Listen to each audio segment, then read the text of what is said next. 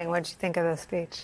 I thought the speech was wonderful. The things that I wrote down were not in our group of sort of the select quotes. One of the ones that moved me was one that goes to what Lauren said earlier, where he said, "Nowhere else on earth could a kid from Pennsylvania with a stutter rise to sit behind the Resolute desk as President of the United States." I thought that was so Biden. It was a "that's so Biden" moment. I thought his gratitude and the expressions of gratitude for the office, talking about I revere this office, but I love my country more. This is somebody, you think about the student council kid that you went to high school with, the people who really loved student council, and this was their mission and their passion. He's that guy. And he's somebody who devoted his life, his whole adult life, to politics. But this was selfless. This was selfless on a level, I think, that's important in a way that we talk about George Washington being selfless and saying, I could keep doing this for me because I think I can, but I'm going to stop doing it because I think that there are choices. There were two pieces I'll also quote. America's going to have to choose between moving forward or backward. I've made it clear. I believe America is at an inflection point. As Rachel Maddow pointed out, this is one of those moments in history when we have to determine our fate as a nation, our decade, and for decades to come, America's going to have to choose between moving forward or backward, between hope and hate. Also very Biden.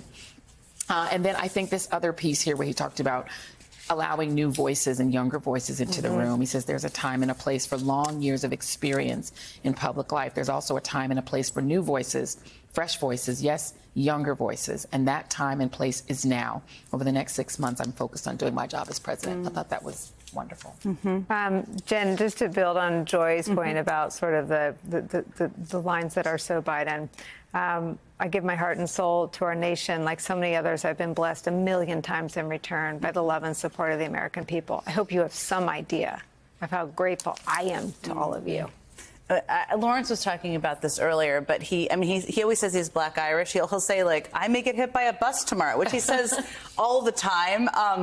But he is grateful and grateful for the role he has played, grateful for the people. And one of the lines that struck me was, it's about we the people. We can never forget that. I draw strength and I find joy in working for the American people. And I circled that in part because, as Rachel was saying, it was about a view of the presidency. And I think in this dark moment or years we've all lived through, you sometimes forget that people get into public service largely from all sides of the political spectrum because they want to do good, because they want to make people's lives better. And there's differences of view on how to do that, and that's okay. But he very much got into public service because he wants to do good and fight for the people from Scranton. That's who he is. And I actually think that phrase, if they had a good enough speechwriter, could have been written and delivered by most presidents in history, right? That's the belief. That's why people get into that, why they run for office, because they represent the American people. The other thing that struck me, and I circled it when he talked about reforming the Supreme Court, because as Lawrence knows, as you all know, this is not a phrase that would have come out of the mouth of President Joe Biden, even while he's been President Joe Biden. And it was a reminder, I think, that leadership is about being consistent and people knowing what to expect from you. It's also being open to evolve. And his grandchildren being in the room is a real symbol of that. I mean, he talks to them every day. He always picks up the phone if they call. It does not matter what he's getting briefed on or who's in the room. It can be 5 generals. It doesn't matter. And he has evolved on many things over time, as great leaders do. Obviously, Supreme Court reform is one. I remember when I was working for President Obama, when Vice President Joe Biden, and I was texting with Shayla Murray during this, she was his communications director at the time, when he did the interview, I think it was on Meet the Press, I can't remember, where he basically came out in support of gay marriage before President Obama came out publicly. And I texted her, I said, this seems to be going well. And she said, oh, well, you've not made it to the end. Not that it wasn't going well because of that position, but because he got out ahead of President Obama. And the point is, he has been consistent in who he's fighting for, but he has also shown the ability to evolve and evolve with the need to change based on a range of issues that have impacted and faced our country. I mean, it's interesting that Jen mentioned Supreme Court. The story broke in the Washington Post, I think on his last day on the campaign trail. I think it was last Wednesday, or Tuesday or Wednesday.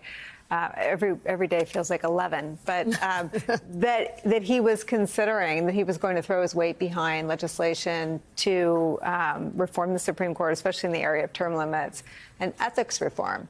And to the degree that he had all of this poetry and all of this prose to remind us who we are as a country, he also has this forward-looking vision for a future where the Supreme Court isn't what it is today. Well, and I think the Supreme Court, as it currently stands, is part of what he sees as a threat to basic democracy in the country, right? I mean, this is someone who, in his career as the chair of the Senate Judiciary Committee in 1985, confirmed Antonin Scalia. Right? He believes in the institution. He said, you know, I may not agree with Scalia. I'm paraphrasing. I may not agree with Scalia's politics, but it's Reagan's choice to make, you know, to install him as Associate Justice.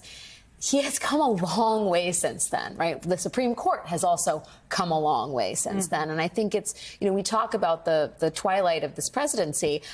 He speaks to a lot of different topics in this speech. He talks about Ukraine. He talks about Gaza. He talks about climate. But the Supreme Court is a very specific thing that he spends a little bit of time on. I will try and find the actual excerpt. I'm going to call for Supreme Court reform because this is critical to our democracy. The fact that he calls it out in this, you know, 13-minute speech, that's one of the last two big ones he's going to make, is an indicator that it's a real priority for this administration. And it'll be really interesting to see because I think we talk about November, December, and January are critical moments for the survival of our democracy, and the Supreme Court could very well play a key role in that. And so if there is going to be any reform, time is of the essence. You know, when he dropped out of his first presidential campaign in 1988, one of the things he said, and I'm going to show this at 10 o'clock tonight, Ron Klain's going to join us at 10 o'clock tonight, and I think give us the long-term perspective we need on this. But one of the things he said is, when he dropped out of the presidential campaign, is he needed to get back to Washington to fight the direction Ronald Reagan was sending the Supreme Court. The Supreme Court was in his withdrawal speech then. And, you know, the Scalia vote, it's so interesting how that's evolved. The Scalia vote, I think, was close to unanimous, if not unanimous, in the Senate, right? Because the theory was the president gets the Supreme Court justices they want.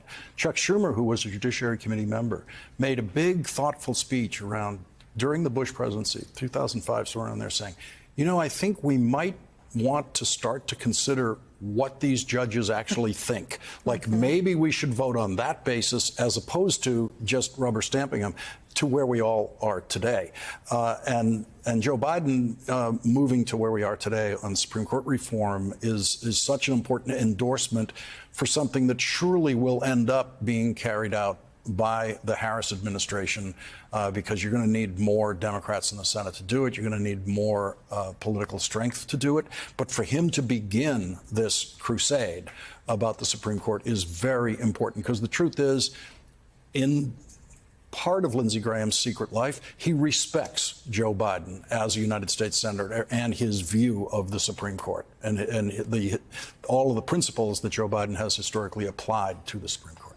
You mentioned you're going to have Ron Klain on. Ron Klain, I think of when I think about, you know, all the people that have so much riding on how this speech went, just as sort of the most expert person in that category. Lawrence, how did you feel about the speech personally?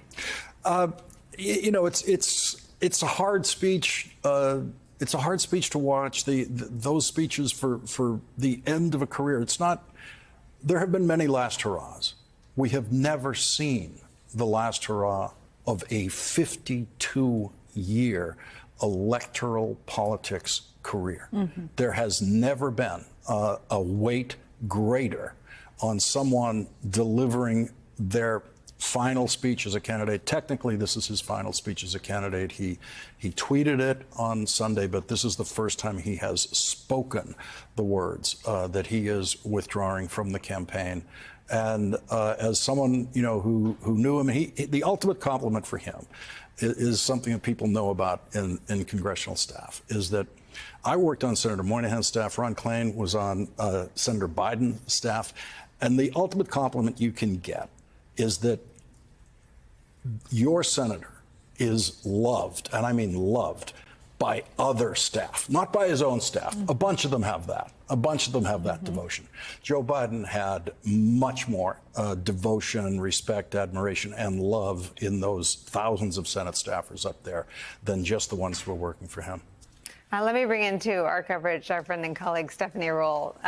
Steph, what are you thinking now? You've had more time to probably read through it than we have. What leaps out at you?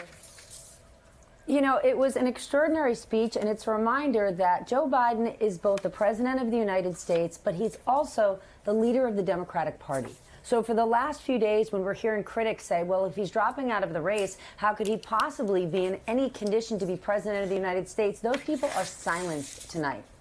He gave that speech as the commander-in-chief, and there's no one who watched that who thinks he possibly, you know, he can't possibly see out the rest of his term. But what he did was take a long look at this campaign and how important this next election is, and realized as the head of the party, he's not the best person to be in that fight against Donald Trump. And, you know, today there was a call with 44 big sort of classic Democratic donors, like Wall Street executives, business people, people from sports and entertainment. And they were speaking to the head of the finance committee, the head of finance for Kamala Harris's campaign.